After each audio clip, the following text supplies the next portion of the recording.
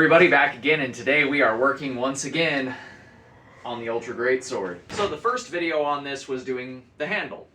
The second video on this was doing the taco spine reinforcement, and the third video was doing our cover bracket slash reinforcement at the base here. Today's video, we're doing the paint job, getting the handle wrapped, and putting the edge on this beast, so that way the next video we can test it. Ran down to Home Depot and got some 4-inch painter's tape, as well as some gloss black and some metallic silver. So let's go ahead and get some spots taped off, get the first coat of paint on here, let that dry, and work on each coat of paint as we can.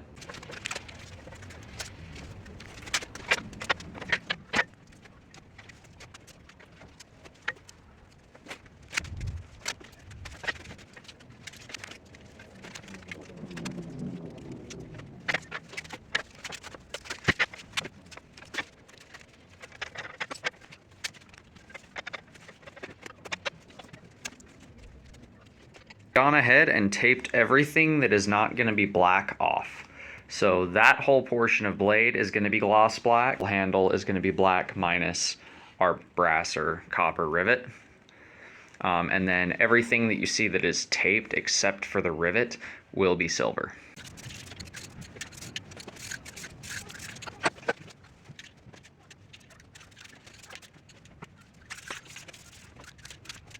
So we've got our first coat of black on the blade, and as you can see, I put a pretty healthy coat on. It's pretty thick, but that's going to give me a nice gloss finish when it's all said and done. We are going to wrap the handle later once we're done painting, and that dot will remain brass. Once I take the tape off of it, the brass will show. So once this dries, we'll go ahead and we will re-tape things, take the tape off of where it is now, put the tape onto where the paint is now, at least in the areas we need to protect what we've already painted from the silver. Then we'll go ahead and use the metallic silver and hit that edge, our bracket, our rear piece, and we will see what it looks like from there. Alrighty, so our first coat of black is finally dry enough to where I can start to take off this tape. So that is exactly what I am going to do.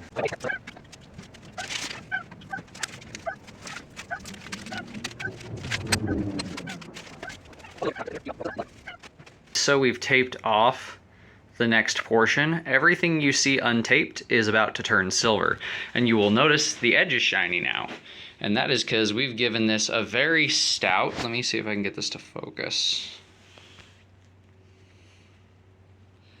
We've given this a very rough, very stout, axe-like edge angle. I will sharpen it up a little more later, but I just created the edge angle for now. I'm gonna hit this whole thing with a file and a whetstone before testing, just to make sure it's that much more sharp.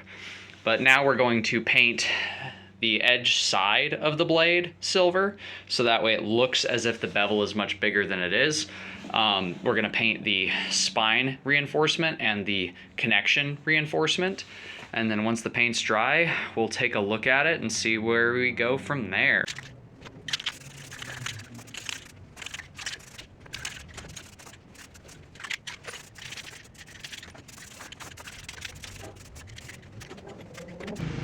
Alright, so here we are after the paint job. This thing is starting to look pretty dang cool. The lighting is not helping me at all, but I hope you guys get the impression of how cool this thing looks. It will look better here in a sec when I show you guys the beauty shots, but that's not until after we do the handle. Because if you guys remember, we still have to wrap our handle and harden the twine. We've gotten everything painted that needs painting, so we're set there. Everything is ready to rock and roll, aside from just the final sharpening of the edge, which I'm gonna do off camera because it's gonna take forever, and the handle wraps, which I'm gonna do off camera because it's gonna take forever. So I'll see you guys when I'm done with both of those things. Alrighty, we are outside of the forge. The forge is in there. We're outside. Outside is out here. So why are we out here outside? because we needed a big enough space to pick the big son of a gun up and show you the finished greatsword. It is now complete. From point to the end of the handle, because it doesn't have a palm. Greatsword is now finished. It is sharp all the way up. It is painted. The handle's wraps are wrapped, and jute twine is applied. You can hear how solid that sucker is because I hit it down here and it rings up there. So we have a finished greatsword. I don't know what to say. This has been quite a fun fabrication project. I'm not going to call it a forging project, even though there was some forging involved. But this was more welding and grinding and fabrication. The handle was actually the most, well, the handle and the shell to reinforce the spine were the two most forging intensive things in this project. But yeah, I think it turned out pretty well. The shoulder rest is much more comfortable than I thought it would be. And for being a 35-pound sword, because of the way that it's weighted, it's actually not that unwieldy. Is it heavy? Absolutely it's heavy. Is it chunky? Absolutely it's chunky.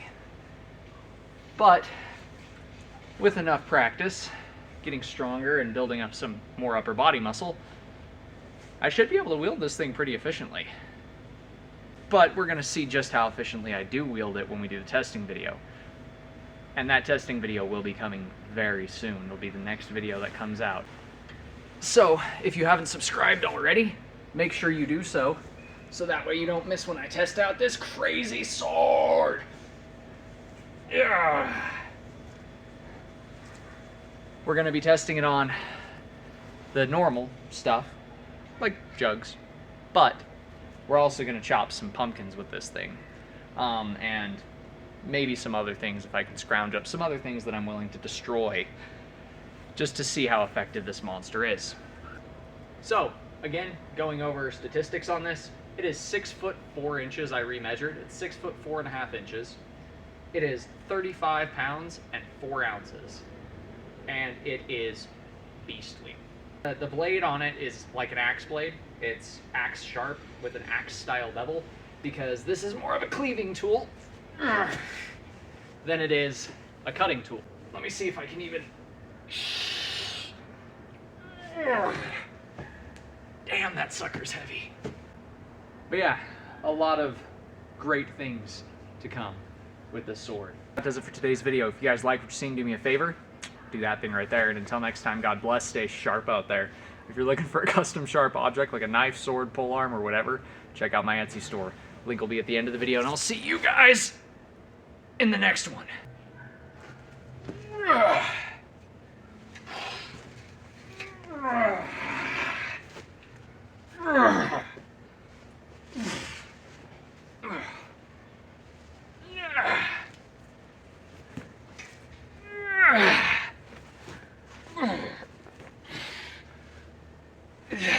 Now that is what I call a sword.